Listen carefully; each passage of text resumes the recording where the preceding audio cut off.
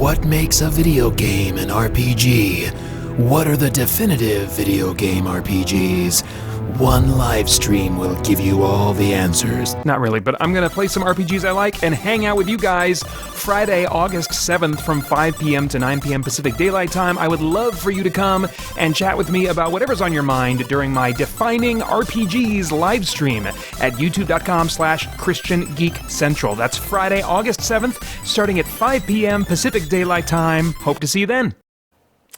Well, my editing skills are crap, but can the same thing be said about Transformers, War for Cybertron, Siege? Stick around and find out. Short and sweet that time. Hey, I'm Peter Franson from christiangeekcentral.com and Spirit Blade Productions. This is my uncut review of the Netflix original series, Transformers, War for Cybertron, Siege, which is basically Season 1 of a Transformers War for Cybertron series, and Season 1 is titled Siege. The synopsis on IMDb, get this, reads, animated series set in the world of battling Autobots and Decepticons. That's not very helpful. The first season is 6 episodes. Basically, we come into the story in the middle of a big conflict that has already been going for a while. The Decepticons have started, which is kind of like the traditionally, if you're not familiar with Transformers, then honestly, if you're not familiar with Transformers, I don't know why you would have any interest in this at all. So I'm going to assume you have some familiarity with the franchise. The Decepticons have started a revolution because of issues that they had with the powers that be. They claim to want peace, but that peace is going to have to be under the rule of their leader, Megatron. And that already was interesting to me because I don't typically think of the Decepticons as like the revolutionaries, the ones that are rising up against the man, you know, but they clearly see themselves that way. And it reminds me of some really disturbing dictatorships that we've seen in other countries that seem to be using language that's all about caring about the people and really wanting the people to have freedom and peace. But what is actually going on is they're just grasping for power. Now, maybe in the mind of this version of the Decepticons, they really have some noble things motivating them. In fact, I would think that at least some of them do. Both sides, the Autobots and the Decepticons, are pursuing the Allspark, which is, I guess, the source of life for all of the Transformers. And the Decepticons want it to bring peace, which they're going to bring that about, really essentially dominate all Transformer life, or to preserve freedom, which is what the Autobots want to accomplish in finding and obtaining the Allspark. Whoever finds it first wins. But there's a heavy focus on moral complexity, as I just kind of mentioned a moment ago. I think some of the Decepticons may have some noble thoughts in their minds that are motivating them. In fact, there's at least one betrayal. There's one Decepticon that goes turncoat because he ultimately does not agree with what Megatron is choosing to do in order to bring about his ends. And I would hope that later on in the series, the Decepticon that becomes turncoat will, as he is spending time with the Autobots and allying himself with them, would begin to talk to them still about some of his ideals, maybe some of the things that he liked about the Decepticon movement and some of the things that he disliked about the status quo on Cybertron. I don't know if they'll kind of get into that complexity or not. Really, what we had was a lot of quantity in moral complexity. There's lots of different characters that see the world and their role in the defense of Cybertron or in the revolution. They see they're doing what they're doing for different reasons, and so they don't always agree with each other, both among the Decepticons, which you would expect there to be infighting, but also among the Autobots, where there are disagreements very frequently between characters and how they are going about pursuing their goals. And what I would have liked is if they went for quantity instead or they went for quality instead of quantity in terms of the moral complexity that's being developed in these characters. You can tell that like everybody has a different view, and very often people do not see eye to eye. But I wanted to know more deeply why. I understand just on a surface level why maybe they see things the way they do, but I would have liked a story that focused in on fewer characters and really got into their motivations more. Now, I think that's asking a lot for what they are doing with this series. I think that they are wanting to reach out to both people like me that were big fans of Transformers as a kid, who now also have their own kids. I think they're hoping for like, two birds with one stone to get us, who are older now, and many of us also have kids that maybe we would theoretically be excited about, introducing Transformers to them. So I've got two boys that are about the right age to totally get into Transformers, but they're into their own things. They have plenty of things that they are interested in, that they're excited about. I don't feel some kind of a desire like, oh, I want them to have what I had when I was a kid. I want them to have a wonderful childhood, but I don't need them to love Transformers or He-Man and the Masters of the Universe. I'm totally fine with them enjoying their own things and learning to appreciate those things with them as much as I can, rather than give them my childhood, So, for my personal selfish preferences, I would like a Transformers animated series that does not try to reach out to kids at all, that is just for an adult audience, that has all the moral complexity that they're shooting for, which I really, really do appreciate, but that also reimagines the world of the Transformers and gives reasons, logical reasons, very deeply thought out reasons for these characters being the way they are, for the vehicles that they transform into. I mean, here we are on the planet Cybertron, and we still have Optimus Prime transforming into essentially a semi-truck. And you might say, well, that's okay, they would need vehicles. Well, yeah, but do they need these big cavities inside of them with glass structures that theoretically a small humanoid could sit inside, holding a steering wheel? Okay, maybe not even holding a steering wheel. I don't know if I ever saw a steering wheel. But look, having a compartment for a small humanoid inside of them, there's no practical reason for the Transformers to be that way. So I'm imagining to myself, well, you could do some cool things with that. How about create a race of humanoids that they have some kind of symbiotic relationship with? And I think there might even be some stuff like that in Transformers lore. So, but I just want more of that. I want to understand, why is this yellow Transformer character named Bumblebee? When looking at Cybertron, I'm like, I don't think there are any insects, like biological insects on this planet at all. Why is he called Bumblebee? I get why they have the names they do once they arrive to planet Earth, but I don't understand why they would have those names in many cases on Cybertron. And so I guess I just want something that is totally grown up, that is sophisticated in how it reimagines the ideas of the original, even while being faithful to them, but just providing reasons and rationale for so many of these things we take for granted. That's the kind of experience I would really like. Now, again, I went off on a tear saying all that, but I want to say I totally understand why they didn't do that. It totally makes sense from a financial perspective, from how they want to handle the intellectual property and its invest in its future. It makes perfect sense that they went the route they did. All I'm saying is, it's not ideal. It's not my ideal kind of reimagining or reboot of the Transformers intellectual property.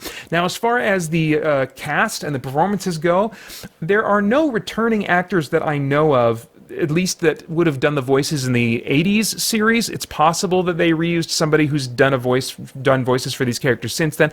I think, though, that these are all actors that have never played these characters before, but they all seem to be cast with similar voice types. And a lot of what I assume is love, and certainly faithfulness, attempts at faithfulness to the voices as they were in the original animated series. And yet, they're not like as stylistically young in their approach as the original animated series. And by that I mean they're trying to add a little bit of subtext, a little bit of range. There just wasn't a ton of range in this late 80s cartoon for young boys, in terms of like the complexity of how these voice actors were playing their characters. It was a simple Saturday morning cartoon that they were making, and so with the performances here, they are certainly trying to evoke and mimic in many ways, not just the performance styles, but the voice types. Like the voice they got for Starscream, you have to cast a specific type of voice to get that almost kind of like 80s heavy metal screaming, high-pitched screaming sound. And he doesn't go full-on like high-pitched screaming like the original actor did, but it's a very good, it's totally in that vein, and as you listen to it. So I really appreciate the faithfulness they're trying to have, and then also the modifications they made to the performances to allow for more complexity in the characters. So yeah, really approve of their choices and the execution on all the voice acting. As far as the visual presentation, it's animated, it's CG animated largely. I think the visuals look great. The designs all call back to the originals in really, really strong ways. It's not a reimagining in the sense that the Michael Bay movies did with both the vehicle forms and the robot forms. Much more faithful to the original, but with a lot of added texture and detail, a lot of wear and tear, to the point where if you were to freeze frame, there would be the same amount of detail in any given like shot of the characters as there would, or more even, as there would have been in pre-rendered backgrounds in the original series, or like really high quality anime from the 80s, cell animation from the 80s, where they would put a lot of detail in the backdrops of scenes, but there understandably couldn't be as much detail in the things that they were animating. Well, there's a ton of detail even in all the things that they're animating. It doesn't look overly plain like some past attempts at CG animation in an animated series have certainly looked. It has a lot of great detail in everything. They do use what seem to be some pre-rendered backgrounds now and then, and they use them to great effect. They don't take anything away. Most of the time, the environments do feel very 3D and moving and reacting to the camera and the focus of the camera and stuff. So, but now and then I did notice what seemed to be more static, pre-rendered backgrounds, but I have no complaints about that. Really, the visual look on any individual frame was great to my eye. What I would say, though, is that the combat lacked style. The combat scenes, just kind of large, bulky robots in lumbering combat and gun shooting. There wasn't even as much interest in some of the combat moments as, say, the late 80s Transformers cell animated movie. You think about the fight that went on between Optimus Prime and Megatron in that movie, and you have like when Optimus Prime initially transforms and then does that awesome flip in the air while he's shooting down below him and stuff. There wasn't a lot of that in the combat, and I guess I just wanted the choreography, even though we're talking about digital characters, I wanted the fight choreography to be a lot more stylistic and interesting. I don't want them doing kung fu or anything like that. I just wanted something more interesting visually than what I got. And the use of the camera, I would say the same thing about. It's mostly traditional, fairly static shots, rather than stylistic use of camera and angles, slow motion, etc. A little bit in rare cases, but mostly very, very standard. And I really would have liked something more visually engaging in those departments. As far as themes now, is there anything of moral, philosophical, or spiritual significance going on in the themes of this thing that might bring about some worthwhile thought or conversation?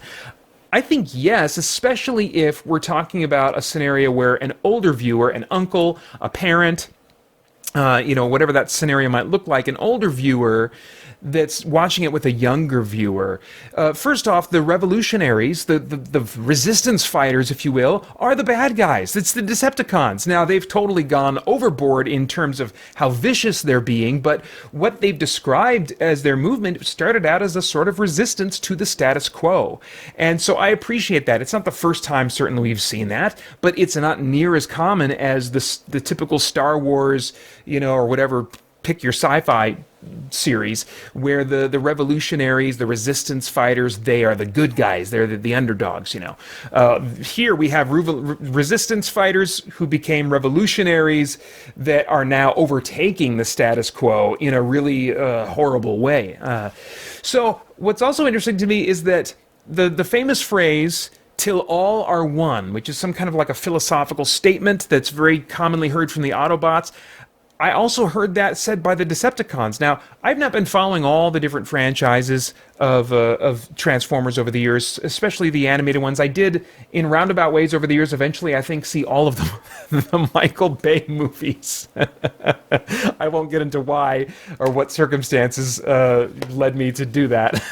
I wasn't planning on ever watching another one after the first.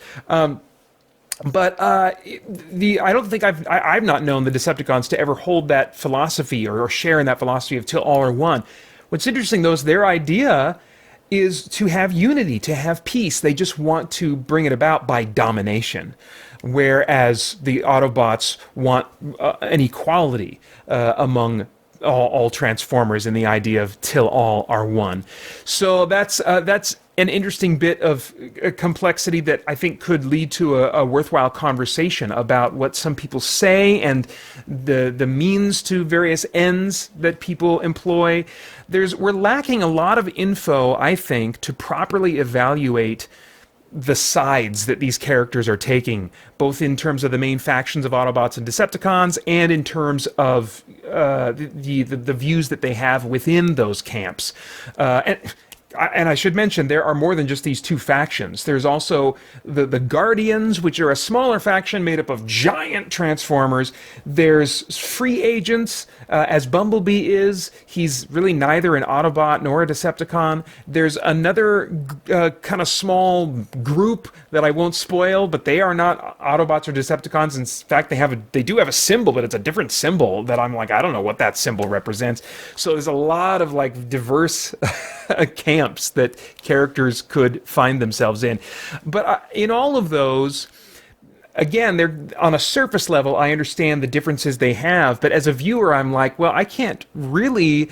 I mean, I suppose I would side with the Autobots, just based on the little I know, but as far as the disagreements that the Autobots have among themselves, or that these various factions have among themselves, I'm like, I would like a lot more information about the backstory of what happened, what was the status quo that the Decepticons just thought was so terrible that they had to revolt against it. There's a lot of info that's missing, and so I don't feel like I was able to evaluate the sides and the positions that these characters took. But I do think that even at that surface level, it could lead to some good discussion between parents and kids, if you want to use it for that, or uncles and kids, or aunts and kids, or whatever the case, the relationship may be. Now, I have no idea what your tastes are in animation or TV shows and stuff like that, but if I were a time traveler, I'd go back in time and say, Peter, skip it. When the whole trilogy has been released, all 3 seasons of this animal, and you get Netflix for a month for something else that on its own is worth getting Netflix for a month, then consider binging this in the background on a second screen while you are playing a video game. There will be some times where you'll want to put that video game down and give it your full attention, because it does have some truly engaging things for you. But a lot of it is just kind of like, we're fighting and now this event happens, now more fighting and now this event happens, but you're not going to feel really pulled into the story or the characters near as much as you would like to. For the experience that this gave you, in the meantime, you might as well consider binging the original series, animated series of Transformers, or several of the other animated series that have come since then. Many of them are available to watch for free in their entirety right now at a place like tubitv.com. So jump over there if you want to get your Transformers fix, which admittedly, watching this does get you a little bit in the mood for. This one is rated TVY7. The description that is just details saying fear and fantasy violence. I don't know what fear means. Maybe things they think will be kind of scary. I would have described it differently, but fear and fantasy violence is what the people who created the TVY7 rating have described it as. Those are my thoughts. Love to get yours in the comments below. Are you a Transformers fan? If so, what do you think of this? Do you know nothing about Transformers and somehow found yourself watching this show? I'd love to get your take on it too. Please like, share, subscribe, click that bell to stay connected to this content. I want to thank the Spirit Blade Insiders for making this review possible. You can get info about the benefits of becoming an insider at patreon.com/spiritbladeproductions. And then, of course, I hope you'll join us soon over at christiangeekcentral.com as we continue to geek out and seek the truth. What makes a video game an RPG? What are the definitive video game RPGs? One live stream will give you all the answers. Not really, but I'm going to play some RPGs I like and hang out with you guys Friday, August 7th from 5 p.m. to 9 p.m. Pacific Daylight Time. I would love for you to come and chat with me about whatever's on your mind during my Defining RPGs live stream at youtube.com/ChristianGeekCentral. That's Friday, August 7th, starting at 5 p.m. Pacific Daylight Time. Hope to see you then.